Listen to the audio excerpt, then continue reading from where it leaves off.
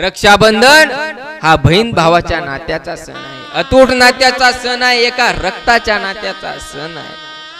आणि ती बहीण सासरला आहे. सासरला असताना प्रत्येक काम करत असताना त्या बहिणीचं लक्ष मात्र त्या वाटेकडे असतं. का तर याच वाटेने मला माझा भाऊ रक्षाबंधनासाठी घेऊन जाण्यासाठी येणार आहे.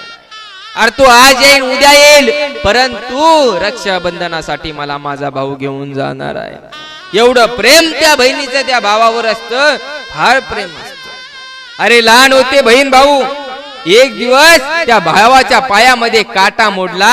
अरे छोटासा काटा काय त्या भावाच्या पायामध्ये टोचला. अरे काटा त्या भावाच्या पायामध्ये टोचला तर डोळ्यातून पाणी बहिणीच्या आलं. एवढं त्या बहीण भावाचं प्रेम असतं. अरे आई नंतर जीव लावणारी, आई नंतर माया लावणारी, आई नंतर प्रेम करणारी, आई नंतर जपणारी एकमेव व्यक्ती आहे म्हणजे ती म्हणजे आपली बहीण असते. आई नंतर एकमेव व्यक्ती जपणारी ती म्हणजे बहीण आहे. अतूट नातं आहे त्या बहीण भावाचं.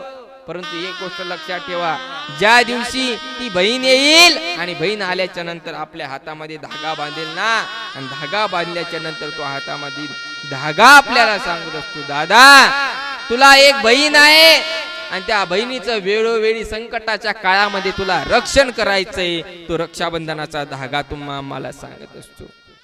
ज्यावेळेस तुमचा भाऊ तुम्हाला सांगेल ना, बहिणींनो, ज्यावेळेस तुमचा भाऊ तुम्हाला सांगेल ना, दीदी रक्षाबंधनाचं तुला गिफ्ट काय देऊ, त्यावेळेस त्या भावाला सांगा, दादा मला रक्षाबंधनाचं दुसरं तिसरं गिफ्ट काही नको, मला फक्त एक वचन रक्षाबंधनाच्या दिवशी दे.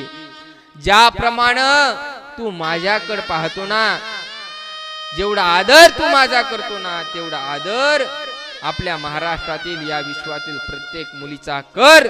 बस मला अरे त्या बहीण भावाचं नातं म्हणजे अतूट नातं असतं. अरे भगवंताच्या बोटाला कापलं, भगवंताच्या बोटातून रक्त यायला लागलं तर द्रौपदीनं आपला पदर फाडला आणि त्या भगवंताच्या बोटाला बांधला. एवढं नातं आहे त्या बहीण भावाचं, एवढं प्रेम असतं त्या बहीण भावाचं. त्या बहीण भावाच्या नात्याला कोणत्या नात्याची सर देता येणार नाही दादा.